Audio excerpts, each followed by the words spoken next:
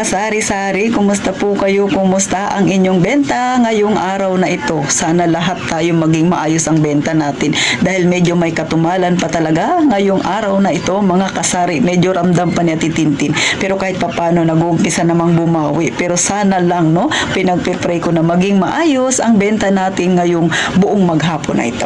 So ngayon mga kasari ha, bago mag-umpisa si Ate Tintin, maganda itong topic natin ngayon mga kasari. Makakapagbigay inspirasyon ito lalo na sa mga mag-uumpisa pa lang ng kanilang maliit na tindahan. At syempre, kahit na ikaw ay matagal nang nagtitindahan, sana mas lalo ka pang ma-inspired, mas lalo ka pang maging masipag sa ating munting negosyo. Pero syempre, bago ko umpisahan yan mga kasari, pindutin mo na ang subscribe button na yan mga kasari. At kung ikaw naman ay dati nang nakasubscribe kay Ate Tintin, please naman huwag kang mag-unsubscribe.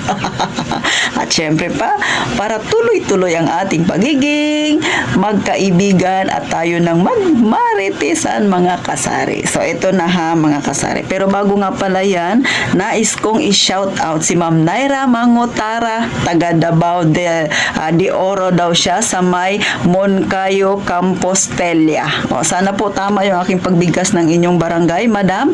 Shout out sa inyo, Ma'am Naira. So, thank you ng marami sa inyong pag-comment. At syempre, sa mga gustong magpa-shoutout dyan, huwag kakalimutan ha, mag-comment lang dyan sa baba at ilagay nyo na rin kung saan kayo na lugar nang galing para alam ni Ate Tintin kung saan na umabot ang aking munting channel na ito mga kasari. So, eto, gagawan ko ng reaction, yung comment ni Ma'am Jebel Fabila. O, sabi ni Ma'am Jebel, nag-comment siya dun sa aking na-post ng mga nakaraan.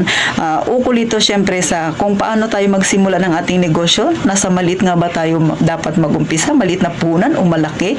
Pero ito ay personal experience ni Ma'am Jebel. Ang sabi niya, nakakataba ng puso dahil nag-umpisa daw siya sa 500 pesos. At ngayon daw, sa awa naman ng Panginoon, nandyan pa rin ang kanyang negosyo at syempre, patuloy pa rin siyang nagtitindahan. Di ba? Palakpak tayo kay Ma'am Jebel. Congrats sa inyo, Ma'am Jebel. Sa totoo lang mga kasari, kapag nagtindahan ka, ito ay usually na nangyayari sa atin na mga nasa masang pamumuhay. Hindi ko alam kung makakarelate kayo sa aking sasabihin. Pero, pagka ikaw ay nagtindahan, lalo na kung nag-umpisa ka sa maliit, hindi naman ang goal mo para lumago ng lumago ang tindahan mo.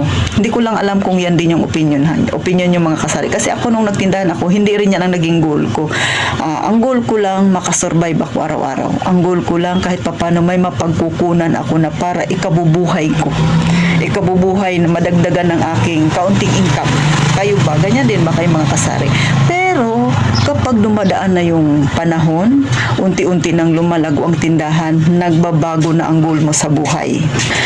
Kung dati, ang pangarap mo lang, ako, noon, ang pangarap ko lang ay ayoko nang bumalik sa pagiging empleyado. Di ba? Dumaan ang mga buwan. Tapos nakita ko medyo gumanda na ang aking tindahan. Nagpalit na naman ako ng goal. Ang gusto ko ay makaipon dahil gusto ko ay makapagpatayo ako ng maliit na boarding house ko doon sa aking lupa na hanggang ngayon wala pang natatayo. Tapos pagdaan ulit ng taon, di ba? Mas malaki na yung nagiging pangarap ko. Ang pangarap ko ay mas lumago ang aking tindahan, mas maraming ipon, mas tumatag syempre yung ating negosyo, at syempre madagdagan pa yung mga pangarap at saka yung savings natin. Ang pangarap ko talaga ay dati maliit lang na boarding house. Ngayon gusto ko medyo up and down na. Mga kasari, kayo ba ay ganyan din? Si Ate Tintin aminado ko, ganyan ako mga kasari. Kasi nung nagumpisa ako ay hindi naman malaki din ang aking naging puhunan. Kagaya nga kay Ma'am Jebel, 500 pesos o saan ka pa. 500 pero hanggang ngayon daw ay tuloy-tuloy pa ang kanyang tindahan. Sabi ko nga, pag ang buhay mo ay nasa masa, katulad ng kay Ate Tintin, hindi tayo nangangarap na yumaman tayo. Syempre mayroon din. Di ba? Walang mahirap na ang hinagad niya ay maging habang buhay siyang mahirap. Syempre, gusto niya rin na kahit paano maramdaman niya rin kung paano yung yumaman, paano yung mag-relax. Pero, in realidad, sa atin ang gusto mo lang makatawid sa araw-araw ng ating buhay. Yung makakain ka ng medyo masarap-sarap naman, di ba mga kasari? So, nag-uumpisa tayo sa maliit na pangarap. Kapag nakamit mo na yun, syempre, isang hakbang na naman pasulong. Di ba? Another pangarap na naman. So, ako ako personally, yun po yung nag-experience ko. Hindi ko alam mga kasari kung kayo ay ganyan din. Katulad nga kay Ma'am Jebel, 500 daw, pero ngayon tuloy-tuloy pa rin ang tindahan niya. So, sa totoo lang mga kasari, no, pagka may nagko-comment po sa aking binablog na ganyan, so sinasabi nila yung pinagdadaanan nila, natutuwa po ako kasi mas nagiging inspirasyon ko sila at saka mas nagiging inspired ako na gumawa pa ako ng ganitong kwentuhan, ng ganitong vlog na makakatulong sa mga kagaya natin na sa masa yung pamumuhay, na yung pagtitindahan, hindi yan dahil gusto mong yumaman. Yung pagtitindahan dahil gusto mong makaraos ka sa araw-araw. Tapos syempre, pagka gumaganda na yung ating tindahan, medyo nagkakalaman-lamanan, naiiba na naman yung pangarap natin. Sana makaipon naman ako kahit papano. O, di ba mga kasari? So, congrats sa ating lahat mga kasari. Pero syempre, may mga nararanasan din tayong hirap mga kasari. Meron din tayong problemang pinagdadaanan. Pero tayo lahat ay fight lang mga kasari. Huwag nating intindihin lalo na ang tumal na yan. So, sa mga wala pang tindahan, sana po na-inspired kayo, hindi lang kay Ate Tintin, maging kay Ma'am Jebel. O, di ba? Sabi nga ni Ma'am Naira, talagang ang tumal ay nandyan, pero laban lang daw tayo. Ma'am Naira, shout out ulit. Ma'am Naira Mangutara. So, ganun po ang buhay. Yan ang realidad ng mga kagaya nating mga may tindahan, na ang buhay ay nasa masa. Hindi tayo maghahangad na isang hakbang lang ay mayaman na tayo. Siyempre, step by step yan. Pero, siyempre, gusto rin nating maranasan na kahit papano guminhawa ang ating buhay mga kasari.